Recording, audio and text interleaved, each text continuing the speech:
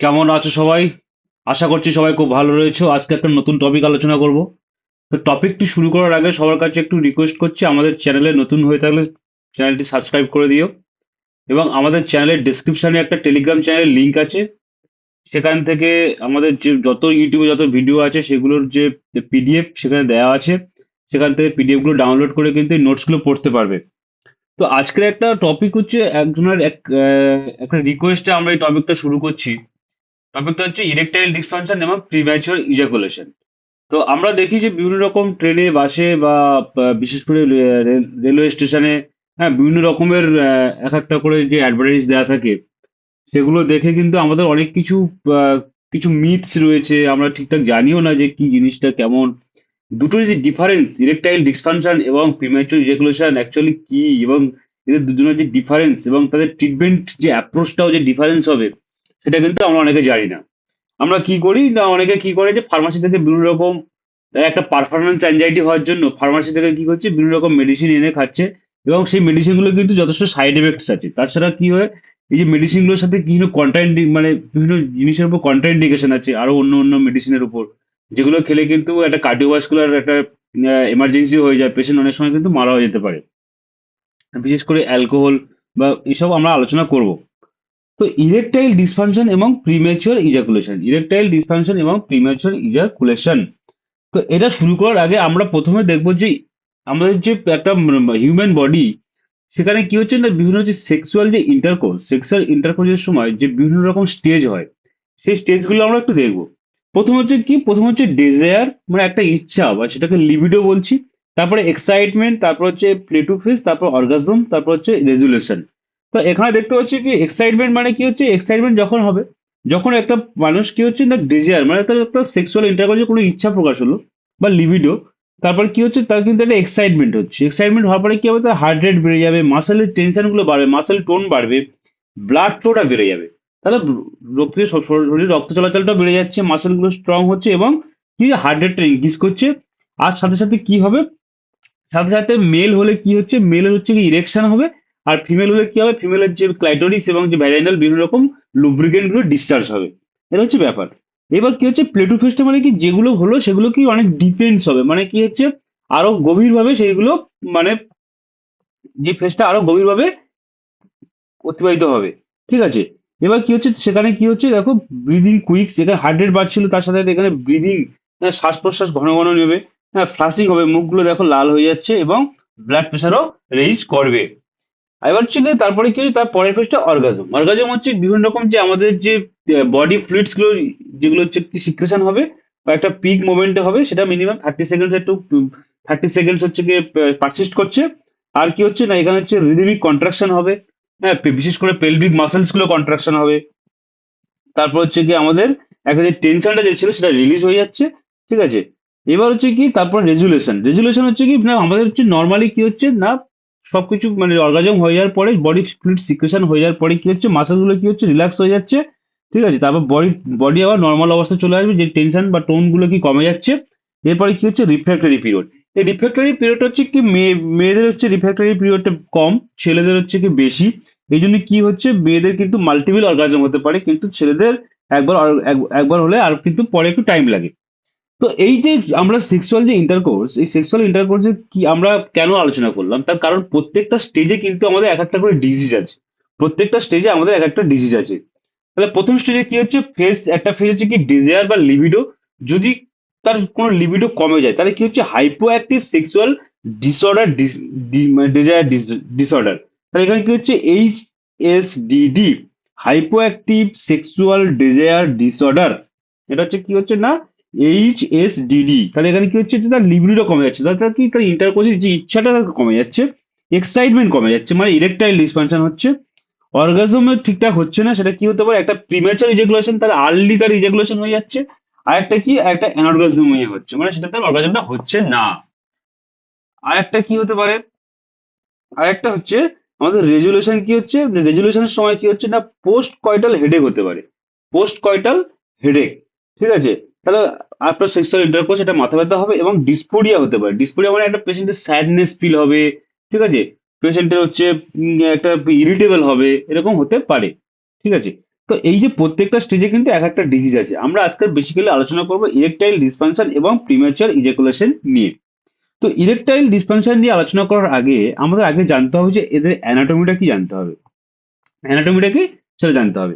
এখানে দেখতে পাচ্ছি যে আমাদের একটা ইউরিনারি ব্লাডার, এখান থেকে আমাদের ইউরেথ্রা আসছে, এটা হচ্ছে পেনিস, এটা গ্ল্যান্স পেনিস। এখান থেকে কি হচ্ছে, এই যে পার্টটা এটা হচ্ছে আমাদের, এই একটা পার্ট আছে, আর একটা দেখো যে ইউরেথ্রার নিচে আর একটা পার্ট আছে। তো এইটা যদি আমরা এখান থেকে কাটি তাহলে দেখতে পাচ্ছি এই জায়গাটা কি আছে না, কর্পাস ক্যাভার্নোসাম। এটা হচ্ছে কর্পাস ক্যাভার্নোসাম, এটা হচ্ছে বিভিন্ন ইরেকটাইল সাবস্টেন্স থাকে, বিশেষ করে এন্ডোথেলিয়াল সেলস গুলো থাকে। আর এগুলো কি থাকে এখানে হচ্ছে, এটা কি কর্পাস স্পঞ্জিওসাম। এবার দেখা যাচ্ছে যখন ইরেকশন হচ্ছে, ইরেকশনের পরে কি যে একটা ট্যাকটাইল স্টিমুলেশন হচ্ছে এবং প্যারাসিম্প্যাথিক নার্ভাস সিস্টেম সিক্রেশন হচ্ছে, মানে স্টিমুলেট হচ্ছে, হওয়ার পরে কি হচ্ছে না নাইট্রিক অক্সাইড সিক্রেশন হয়। এই নাইট্রিক অক্সাইড সিক্রেশন হওয়ার পরে কি হচ্ছে, আমাদের এন্ডোথেলিয়াল যে সেলস গুলো আছে সেগুলো ডাইলেট করছে। হওয়ার পরে কি ভেসো, যত রক্তগুলো কি চলে আসবে, এখানে প্রচন্ড হারে রক্ত চলে আসছে। আসার পরে কি হচ্ছে না ইরেকশন হচ্ছে। এবার দেখতে পাচ্ছি কি অনেক সময় ভেনাস অক্লুশন হয়ে যায়, গিয়ে ব্লাড সাপ্লাই রিটার্ন হচ্ছে না, হয়ে এখানে কিন্তু পুরো যে স্ট্রংটা হবে সেটা কিন্তু পুরোপুরি ব্লাডের জন্য হচ্ছে, সেটা আমরা এখানে দেখছি। এখানে দেখো যে এখানে কি সাইকোজেনিক স্টিমুলেশন বা একটা ট্যাকটাইল স্টিমুলেশন আসছে, তারপরে কি প্যারাসিম্পাথেটিক নার্ভাস সিস্টেম, সেখান থেকে নাইট্রিক অক্সাইড রিলিজ হচ্ছে, স্মুথ মাসেল গুলো রিল্যাক্স করছে, এন্ডোথেলিয়াল যে সেলস গুলো আছে, ভেনাস কম্প্রেশন হওয়ার জন্য ভেনাস রিটার্ন হচ্ছে না। তারপরে কি এখানে দেখো, এখানে যে নর্মাল যে অবস্থা যে কর্পাস ক্যাভার্নোসাম ছিল সেটা কি হচ্ছে আস্তে কতটা এনগর্জড হচ্ছে, মানে সেটা ফুলে যাচ্ছে। তাহলে এখান থেকে যে পজিশনটা ছিল সেটা এরকম হয়ে গেল, এই জায়গাটা কিন্তু আমাদের পুরোপুরি ব্লাড আসার পরে সেটা স্ট্রং হচ্ছে। ঠিক আছে, এটা হচ্ছে মেকানিজম। ঠিক আছে, এবার হচ্ছে ইরেকটাইল ডিসফাংশনটা কি। ইরেকটাইল ডিসফাংশন হচ্ছে কি, আমাদের যে সাফিসিয়েন্ট ইরেকশনটা হচ্ছে না, যেটা স্যাটিসফ্যাক্টরি সেক্সুয়াল পারফরমেন্স দেবে, সেটা কিন্তু স্যাটিসফ্যাকশন, তার হচ্ছে তার পেশেন্টের মনে হচ্ছে যে তার ইরেকশনটা কি স্যাটিসফ্যাকশন হচ্ছে না। ঠিক আছে, এটা কিন্তু একটা ফিজিওলজিক্যাল একটা কন্ডিশন, এটা প্যাথোলজিক্যাল হতে পারে, সাইকোলজিক্যালও হতে পারে। ঠিক আছে, এটার জন্য আমাদের কি মোটামুটি কজ গুলো জানতে হবে। ট্রিটমেন্টের আগে আমরা কি কজ আছে সেটা হচ্ছে কার্ডিওভাস্কুলার কজ, ডায়াবেটিস থাকতে পারে, হরমোনাল ইমব্যালেন্স হতে পারে, হ্যাঁ, নিউরোলজিক্যাল ডিসঅর্ডার, মেডিকেল বিভিন্ন মেডিকেশন সাইড এফেক্ট হতে পারে, লাইফ স্টাইল ফ্যাক্টরস আছে, যে স্মোকিং, এক্সেসিভ অ্যালকোহল খেলে সেগুলো হতে পারে, এগুলোর জন্য হয়। সাইকোলজি ফ্যাক্টর এখন স্ট্রেস নিচ্ছে, অ্যাংজাইটি হচ্ছে, ডিপ্রেশন, এগুলোর জন্য হতে পারে। ঠিক আছে, রিলেশনশিপ ইস্যুস, হ্যাঁ, তার পার্টনারের সাথে ঠিকঠাক রিলেশনশিপ একটা প্রবলেম হচ্ছে, এবং আর কি হতে পারে যে পারফরমেন্স অ্যাংজাইটি একটা হতে পারে। তাহলে আমাদেরকে ট্রিটমেন্ট করার আগে কিন্তু এগুলোকে ইভ্যালুয়েট করতে হবে। ঠিক আছে, এবার আমরা কি করবো, প্রথম স্টেপে কি হচ্ছে পেশেন্টের হিস্ট্রি নিতে হবে। প্রথম স্টেপে পেশেন্টের হিস্ট্রি নিতে হবে। হিস্ট্রি নিয়ে কি দেখো, পেশেন্টের হিস্ট্রি নিতে হবে, হিস্ট্রি নিয়ে তার প্রত্যেকটা যে যে ডিজিজ গুলো আছে সেগুলোকে ইভালুয়েট করতে হবে।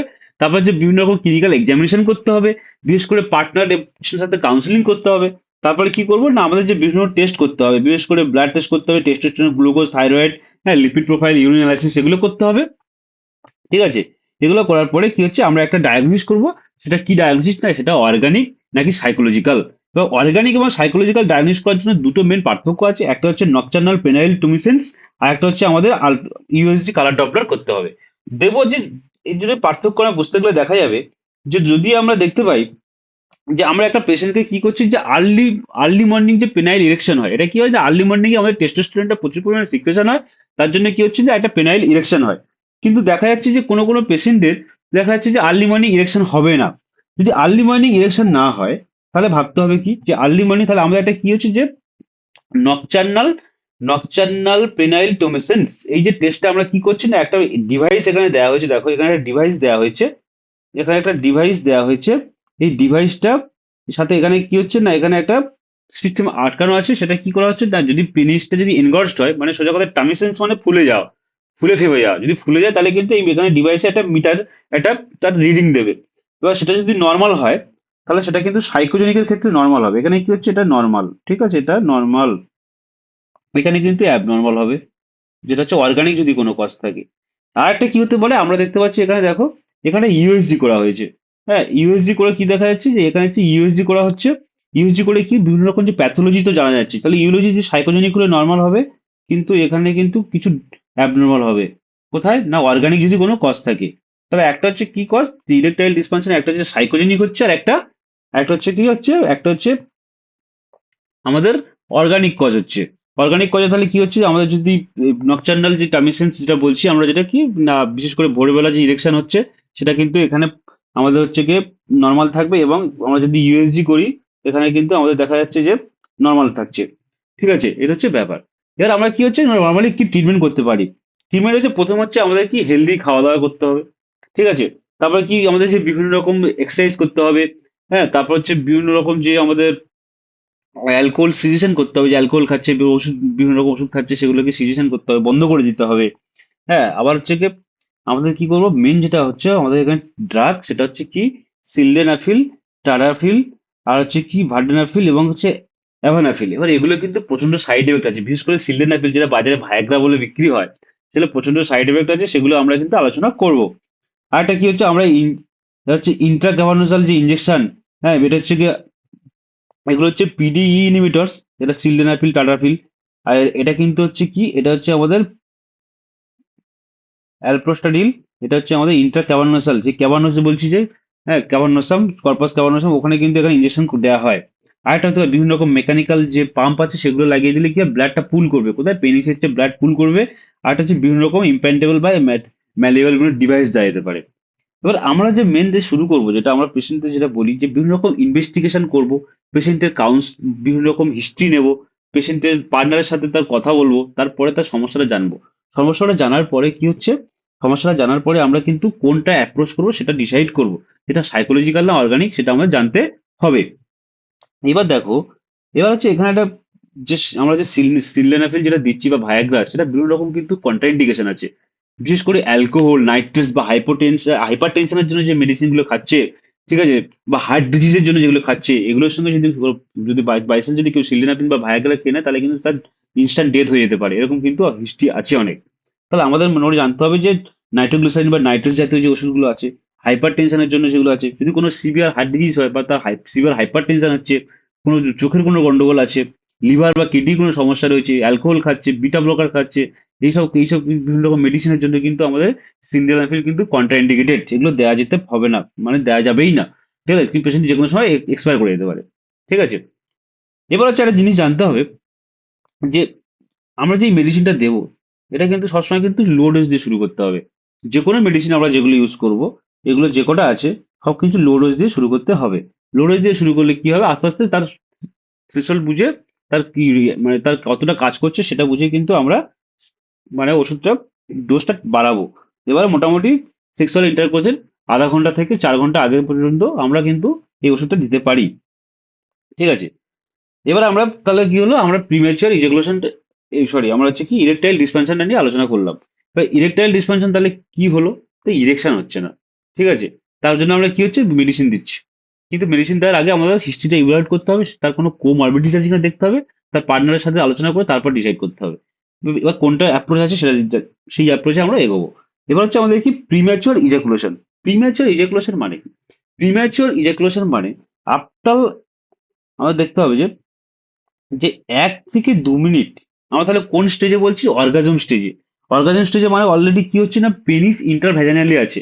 তাহলে পেনিসটা যখন ইন্টারভ্যাজানালি আছে, তাহলে ভেজাইনাল পেনিট্রেশন হয়ে যাওয়ার, পেনিট্রেশন হয়ে গেছে, তারপরে কিন্তু 1 থেকে 30 মিনিটের মধ্যে কি, সরি 1 থেকে 3 মিনিট, 1 থেকে 3 মিনিটের মধ্যে যদি ইজাকুলেট করে যায়, তাহলে সেটাকে বলা হচ্ছে প্রিম্যাচিওর ইজাকুলেশন। আমরা নর্মালি ধরি 1 মিনিটই ধরি, 1 মিনিটের যদি কমে হয়ে যায় সেটা হচ্ছে প্রিম্যাচিওর ইজাকুলেশন। ঠিক আছে, এটা হচ্ছে কি প্রিম্যাচুর ইজাকুলেশন। তাহলে আমাদের ইরেকশনের সাথে এর পার্থক্যটা বোঝো। আমাদের ইরেকটাইল ডিসফাংশন মানে তার ইরেকশনটা হচ্ছে না, আর প্রিম্যাচুর ইজাকুলেশন মানে আফটার ভ্যাজাইনাল পেনিট্রেশন, এটা কিন্তু আগেই তার ইজাকুলেট হয়ে যাচ্ছে, তার মানে হচ্ছে কি 1 মিনিটের আগে। ঠিক আছে, এটা জানতে হবে। এর বিভিন্ন কজ হতে পারে, সাইকোলজিক্যাল কজ, যে কারণে ওগুলো হয় সেই কারণে এখানে কিন্তু হয়। বা এখানে সেই একই জিনিস, পেশেন্টের হিস্ট্রি দিতে হবে, কি কি স্টেপ করতে হবে, হ্যাঁ বিভিন্ন রকম ইনভেস্টিগেশন করতে হবে, ব্লাড টেস্ট করতে হবে, বিশেষ করে এখানে সাইকোলজিক্যাল উপরে বিশেষ করে জোর দিতে হবে, যেটাকে পারফরমেন্স অ্যাংজাইটি বলছে। তা মনে হচ্ছে যে তার পার্টনার হ্যাপি নয় বা এসব কিছু, তার পেশেন্টের প্রচুর বলবে, এগুলো যে জোর দিতে হবে। এবার এখানে যে মেনলি যে মেডিসিনটা স্টার্ট করা হয়, তার চেয়ে আগে আমরা যেটা স্টার্ট করবো সেটা হচ্ছে কি বিভিন্ন রকম টেকনিক ইউজ করা হয়। একটা হচ্ছে কি স্টপ অ্যান্ড স্টার্ট টেকনিক।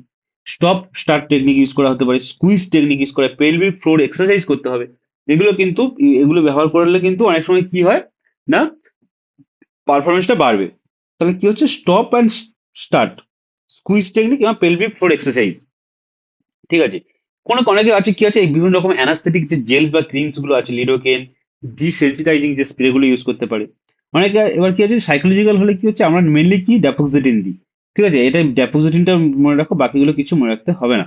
হ্যাঁ, ডেপোজিটিংটা আমরা দেওয়া হয়। আর হচ্ছে কি, সাইকোলজিক্যাল তো কাউন্সিলিং করতে হবে, কাপল যে তারা আসছে স্বামী স্ত্রী, তাদেরকে নিয়ে কাউন্সিলিং করতে হবে। তাই বিহেভিয়ারাল থেরাপি, সেক্সুয়াল যে থেরাপিগুলো আছে সেগুলো দিয়ে করতে হবে। তাহলে একটা জিনিস বোঝো, একটা পেশেন্টের কিন্তু সবাইকে আমরা মানে একটা সেক্সুয়াল তার প্রবলেম হচ্ছে তো সে বলে তাকে সঙ্গে সঙ্গে আসছে তাকে ভাইগ্রা প্রেসক্রাইব করে দিচ্ছে, এটা কিন্তু না। তাকে বুঝতে হবে যেটা প্রিম্যাচুর ইজাকুলেশন হচ্ছে না ইরেকশন হচ্ছে। যদি ইরেকশন তার ঠিকঠাক হয়, তাহলে তার আর্লি মর্নিং কি হচ্ছে, আর্লি মর্নিং ইরেকশনটা তার থাকবে। যদি না থাকে তাহলে অর্গানিক কজ, তাহলে সেই কজগুলোকে ইভালুয়েট করতে হবে। যদি পেশেন্টের আর্লি মর্নিং ইরেকশন না হয়, তাহলে তাহলে কি হচ্ছে, তার অর্গানিক কজ। ঠিক আছে, তাহলে তাকে হিস্ট্রি দিতে হবে যে ইরেকশনের প্রবলেম না ইজাকুলেশনের প্রবলেম। যদি প্রিম্যাচুর ইজাকুলেশন হয় তাহলে আমরা ড্যাফোক্সেটিন দেবো। যদি ইরেকশনের প্রবলেম হয় তাহলে আমরা কি দেবো, আমরা হচ্ছে সিলডেনাফিল, যেটা ভাইগ্রামে, ওটাই দেবো। ঠিক আছে। এবার দেখো, এবার কিছু কিছু মিথস আছে, এইটা হচ্ছে আমাদের খুব জানার বিষয়। কিছু কিছু মিথস মানে কি, যেগুলো আমরা কি বলছি যে ভুল ধারণা রয়েছে, সেগুলোকে আমাদের কিন্তু জানতে হবে। তাহলে ভুল ধারণা কি, একটা বলছে যে, এখানে দেখো, এখানে যে বলছে, অনেকে বলছে স্পাইসি ফুড খেলে বাচ্চাকে এক্সেসিভ গরমে থাকলে তার সমস্যা হয়। তাহলে কি হচ্ছে, এগুলো কিন্তু ভুল কথা। এটা হয় ঠিক আছে, কিন্তু একেবারে যে এরকম যে স্পাইসি ফুড খাওয়া যাবে না, এটা ভুল কথা। ঠিক আছে। আর বলছি যে মাস্টারবেশন করলে, অনেকে বলছে তবে ইরেকটাইল ডিসফাংশন হয়, এটাও ভুল কথা। যে মাস্টারবেশন করলে যে ইরেকটাইল ডিসফাংশন হবে এরকম কথা নাই। আবার বলছি যে আমাদের যে বিভিন্ন রকম জড়িবুটি যেগুলো আমাদের স্টেশনে পেশনে অ্যাড দেওয়া হচ্ছে, ওইগুলোর জন্য কি জড়িবুটি যেগুলো বিক্রি হচ্ছে, আয়ুর্বেদিক যে ভুলভাল ওষুধগুলো বিক্রি হচ্ছে, অ্যাকচুয়াল আয়ুর্বেদিক যেগুলো আছে সেগুলো তো আমাদের অনেক কিছু, এখানে তো অ্যাডাল্টারেশন হয়, মানে কি বিভিন্ন রকম উল্টোপাল্টা জিনিস মিশিয়ে বিক্রি হয়। অ্যাকচুয়ালি দেখবো হয়তো আয়ুর্বেদের মধ্যে স্টেরয়েড আর ওই সব ভাইগার টাইগার দিয়ে বিক্রি করে দিচ্ছে। ঠিক আছে, এগুলো কিন্তু কাজ করে না। যে টেনশনের জন্য কিন্তু, অবশ্যই টেনশন একটা কারণ, কিন্তু তার মানে এরকম না যে টেনশনই একমাত্র কারণ। কথাটা বুঝো, টেনশন একটা কারণ হতে পারে, কিন্তু সবসময় যে টেনশনের জন্যই যে হবে তা না। ঠিক আছে। আর একটা কি আছে, যে পার্টনারের অ্যাট্রাকশন কমে গেলে তাকে কাউন্সিলিং করতে হবে। ঠিক আছে। এটা এটা এটা পুরোপুরি কাপলদের কাউন্সিলিং করে তারপর জানতে হবে, সেটা ভুলভাল বলতেও পারে। ঠিক আছে। আর একটা যে বয়স, শুধুমাত্র বয়স বাড়লেই যে ইরেকটাইল ডিসফাংশন হবে তা নয়, এটা কিন্তু ইয়াং এজেও থাকতে পারে, এটা কিন্তু জানতে হবে। আরেকটা কি আছে, না আরেকটা হচ্ছে ডিউরেশন নিয়ে। অ্যাকচুয়ালি কি হয়, আমাদের তো বিভিন্ন ওয়েবসাইটে যে বিভিন্ন পর্নোগ্রাফি দেখে অনেকে একটা ধারণা হতে পারে, হ্যাঁ তাদের হচ্ছে গিয়ে, সেগুলো তো কি হয়, সেগুলো তো একটা শুটিং করে না, সেগুলো অনেক রকম মেডিসিন নিয়ে শুটিং করছে। শুটিং করার পরে সেরকম তাদের পারফরমেন্স সেরকম, সেগুলো দেখে অনেকে কি হচ্ছে, আমাদের কিন্তু কম্পেয়ার করতে শুরু করে রিয়েল লাইফে। এটা কিন্তু একদম ভুল ধারণা। তাদের পর্নোগ্রাফি দেখে যেগুলো হচ্ছে ডিউরেশন, তাদের যে বিভিন্ন রকম সবকিছু, আমাদের রিয়েল লাইফের সাথে কম্পেয়ার করলে হবে না, কারণ ওগুলো হাইলি ট্রেন্ড এবং মেডিসিন নেয়, সেগুলো কিন্তু খুবই সাইড এফেক্ট। ঠিক আছে, ওটা জানতে হবে।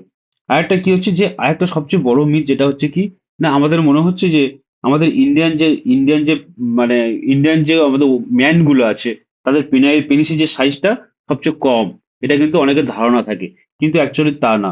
এটা ভালো করে খেয়াল করে দেখো, আমাদের এভারেজ ইন্ডিয়ান পপুলেশন, মেল পপুলেশনের পেনিসের সাইজ ইরেকশনের সময় 5 থেকে 5.5 ইঞ্চি, মানে 5 থেকে 5.5 ইঞ্চি। ঠিক আছে। এবার হচ্ছে গ্লোবালি যদি পৃথিবীর সমস্ত যদি কম্পেয়ার করে দেখিস, 5.5 থেকে 5.6 ইঞ্চি, তাহলে কোনো ডিফারেন্স নেই, সেম। তাহলে এখানে জানার কোনো এটা ভুল কথা।